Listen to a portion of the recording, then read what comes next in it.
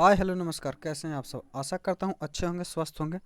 दोस्तों, आप सबको पता है कि एसएससी का नोटिफिकेशन आ चुका है और हम दोस्तों एसएससी के लिए जीके जीएस का प्रैक्टिस कर रहे हैं। तो वीडियो का लास्ट तक बने रहिएगा ताकि आप एग्ज़ाम में बेहतर से बेहतर स्कोर कर सकें। तो चलिए शुरू करते हैं। आज का हमारा पहला प्रश्न है, सिखों के गुरुओं में गुरु गोविंद सिंह थे। तो देखिए दोस्तों, सिख धर्म की बात करें तो सिख धर्म के जो प्रथम गुरु थे वह गुरु नानक थे। कौन? गुरु नानक थे, जिन्होंने सिख धर्म की जो है स्थापना की थी। तो और 10वें गुरु की बात करें तो गुरु गोविंद सिंह जो है 10वें गुरु थे। कौन? 10वें गुरु थे, जिनका जन्म जो दोस्तों पटना में हुआ था। कहाँ? पटना में हुआ था।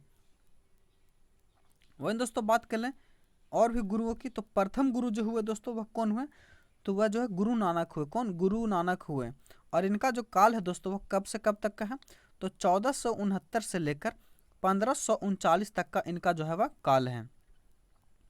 दूसरे गुरु की बात कर लें तो दूसरे गुरु जो दोस्तों गुरु अंगद हुए। कौन? गुरु अंगद हुए।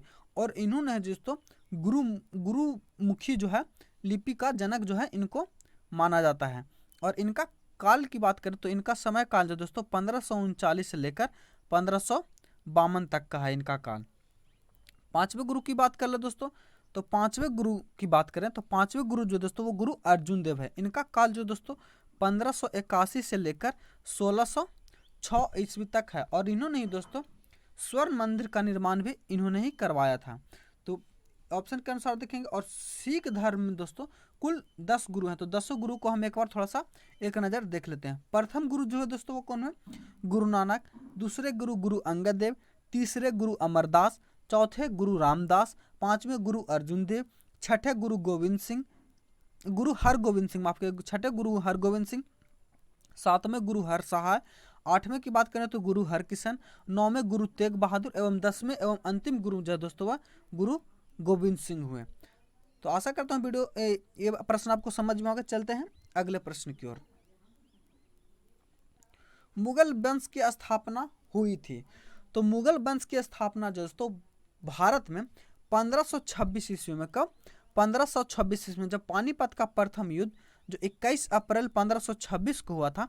यह युद्ध जो दोस्तों बाबर और इब्राहिम लोदी के बीच में हुआ था, जिसमें बाबर की जीत हुई थी और लोदी की हार हुई थी।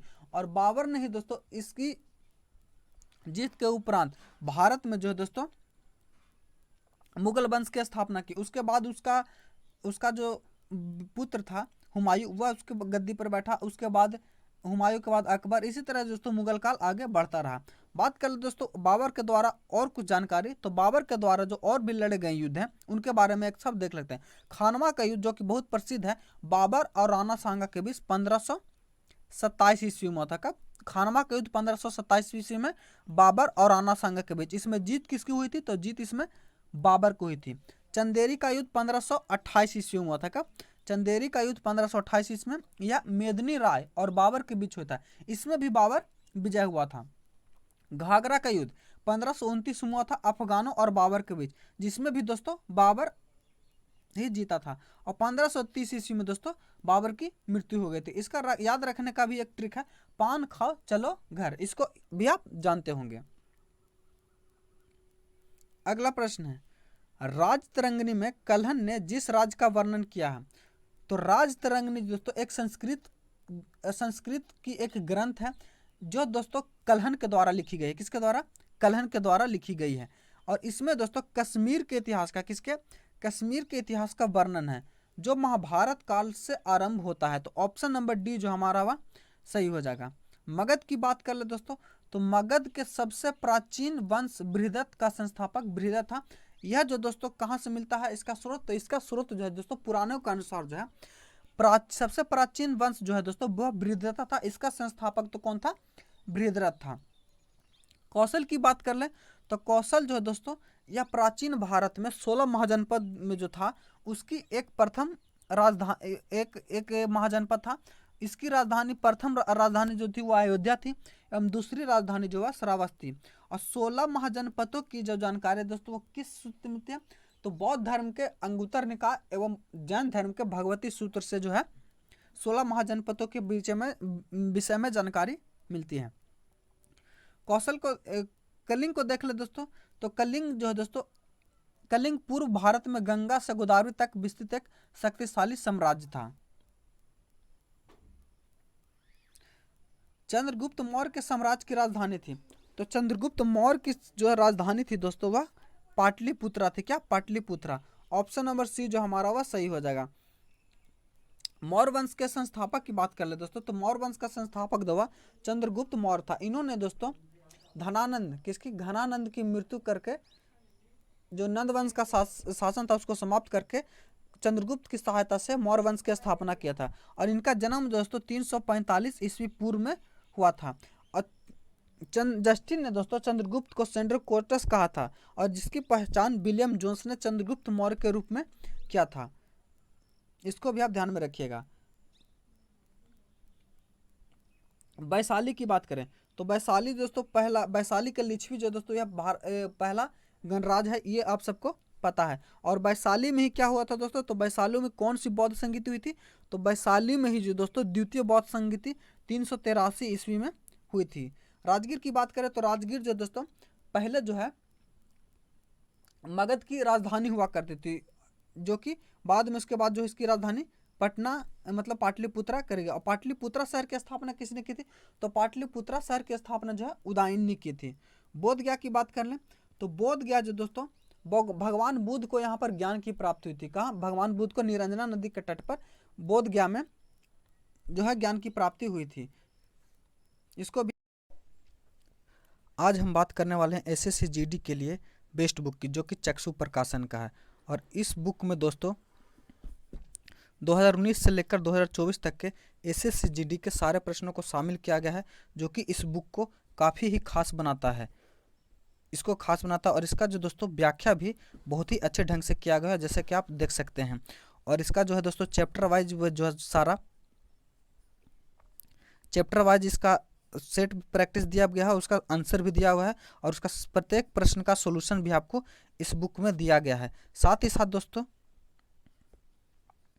अगर आप अन्य सभी विषयों की यानी सब्जेक्ट वाइज एसएससी जीडी के लिए रीजनिंग की, मैथ की एवं सामान्य विज्ञान एवं हिंदी के लिए सब्जेक्ट वाइज तैयारी करना चाहते हैं और अपने तैयारी को काफ़ी मजबूत करना चाहते हैं और अपने सिलेक्शन को श्योर करना चाहते हैं, तो आप चक्षु प्रकाशन की रीजनिंग की, मैथ की और सामान्य ज्ञान एवं हिंदी की बुक को भी ले सकते हैं।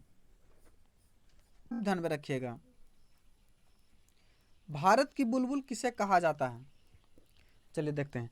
भारत की बुलबुल जो तो सरोजनी नायडू को कहा जाता है कि ना, सरोजनी नायडू को। ऑप्शन नंबर बी जो हमारा वह सही हो जाएगा। सरोजनी नायडू की बात कर ले तो भारत की प्रथम महिला जो है दोस्तों वह सरोजनी नायडू है, जो कि कहाँ की है, तो यह उत्तर प्रदेश की है। और सरोजनी नायडू की बात कर ले दोस्तों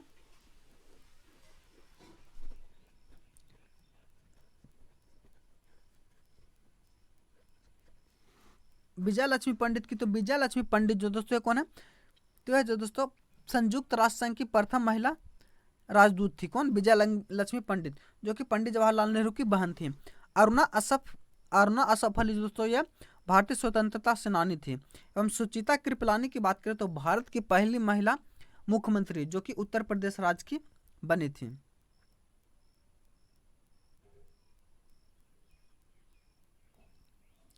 दिल्ली चलो का नारा दिया था, तो दिल्ली चलो का नारा जो दोस्तों वह सुभाष चंद्र बोस ने दिया था। किसने? सुभाष चंद्र बोस ने।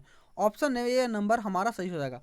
सुभाष चंद्र बोस के द्वारा दोस्तों और भी एक दिया गया है, जैसे कि उन्होंने कहा था कि तुम मुझे खून दो मैं तुम्हें आज़ादी दूंगा। यह नारा जो भी है सुभाष चंद्र बोस के द्वारा ही दिया गया है। और सुभाष चंद्र बोस ने ही दोस्तों रेडियो प्रसारण के दौरान महात्मा गांधी को राष्ट्रपिता कहकर संबोधित किया था, और महात्मा गांधी ने उन्हें नेता की उपाधि भी दी थी।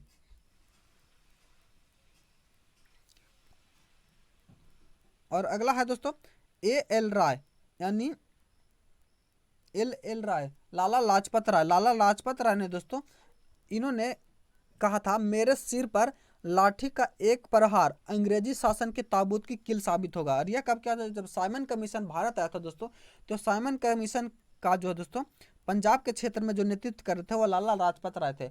उसी दौरान दोस्तों अंग्रेज द्वारा इनका सिर पर गहरी चोट लाठी से लगने के कारण इनकी मौत हो गई। उसी समय इन्होंने कहा था कि मेरे सिर पर लाठी का एक एक प्रहार अंग्रेजी शासन के ताबूत का कील साबित होगा।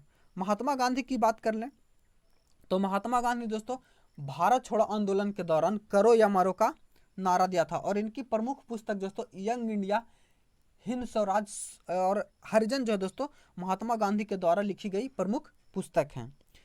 पंडित जवाहरलाल नेहरू की बात कर लें तो इन्होंने दोस्तों कौन सा, तो पूर्ण स्वराज, यह जो दोस्तों पूर्ण स्वराज का नारा किसने दिया था, तो यह जो है पंडित जवाहरलाल नेहरू दिया था 1929 के कांग्रेस अधिवेशन में।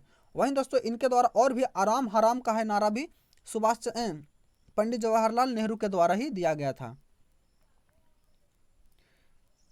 हर्षवर्धन के साम्राज्य के समय चीनी पर्यटक भारत आया था।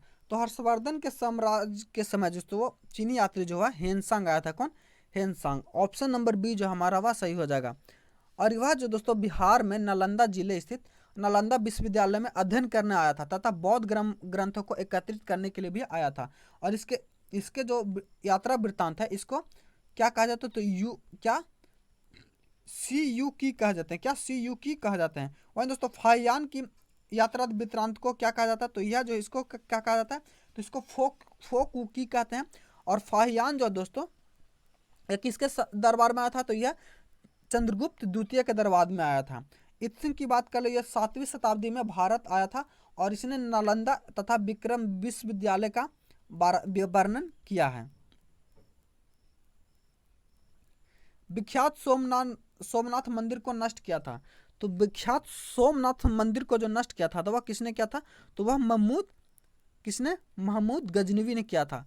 महमूद गजनवी ने दोस्तों भारत पर कुल 17 बार आक्रमण किया है। क्या 17 बार आक्रमण किया है, जिसमें से उसका सबसे चर्चित जो आक्रमण दोस्तों 1025 ईस्वी का जो आक्रमण है सोमनाथ का आक्रमण, यह जो सबसे परिचित है। और उसमें उसको दोस्तों 20 लाख दिनार की संपत्ति जो है वह हाथ लगी थी। कुतुबुद्दीन ऐबक की बात कर ले दोस्तों, तो कुतुबुद्दीन ऐबक ने दोस्तों 1206 ईस्वी में गुलाम वंश की स्थापना की थी और यह मोहम्मद गौरी का गुलाम हुआ था। तो विख्यात सोमनाथ मंदिर को किसने नष्ट किया था, तो इसको महमूद गजनवी ने नष्ट किया था। अगला प्रश्न है, गांधी जी का जन्म हुआ था। तो गांधी जी का जन्म दोस्तों 2 अक्टूबर कब, 2 अक्टूबर 1869 ईस्वी को गुजरात के पोरबंदर नामक स्थान पर हुआ था। एवं इनके पिता का नाम जो था वह करमचंद गांधी एवं माता का नाम क्या था दोस्तों, तो पुतलीबाई था। क्या, पुतलीबाई। एवं इनकी पत्नी का नाम पूछे तो इनकी पत्नी का नाम था क्या, कस्तूरबा गांधी। कस्तूरबा गांधी। इसका जो आंसर हो जाएगा दोस्तों ऑप्शन नंबर बी हमारा सही हो जाएगा। गांधी जी की बात कर ले दोस्तों तो यह, और 2 अक्टूबर को क्या किस दिवस में, तो गांधी जयंती के रूप में 2 अक्टूबर को मनाया जाता है। और 9 जनवरी 1915 को महात्मा गांधी जो है दोस्तों दक्षिण अफ्रीका से भारत लौटे थे, इसीलिए 9 जनवरी को भारतीय प्रवासी दिवस के रूप में भी मनाया जाता है। और महात्मा गांधी को महात्मा किसने कहा था दोस्तों, तो चंपारण सत्याग्रह के दौरान रविंद्रनाथ टैगोर ने इन्हें महात्मा कहकर संबोधित किया था। एवं इनके राजनीतिक गुरु कौन थे, तो महात्मा गांधी के राजनीतिक गुरु जो थे वह गोपाल कृष्ण गोखले थे। कौन, गोपाल कृष्ण गोखले थे। भारत पर आक्रमण करने वाला पहला मुसलमान था। तो भारत पर आक्रमण करने वाला पहला मुसलमान जो था दोस्तों मोहम्मद बिन कासिम था। क्या, मोहम्मद बिन कासिम। ऑप्शन नंबर बी जो हमारा वह सही हो जाएगा। जिसने मोहम्मद बिन कासिम ने दोस्तों 712 ईस्वी पर सिंध पर विजय प्राप्त किया और वह सिंध का शासक दाहिर था। बात कर ले मोहम्मद गौरी की, तो मोहम्मद गौरी ने दोस्तों भारत पर पहला आक्रमण जो है 1175 ईस्वी में किया था और यह जो दोस्तों मुल्तान के विरुद्ध किया था। तो आशा करता हूँ वीडियो आपको अच्छा लगा होगा। अगर चैनल पर नए हैं तो चैनल को सब्सक्राइब कर लीजिए। मिलते हैं अगले वीडियो में, तब तक के लिए धन्यवाद। जय हिंद।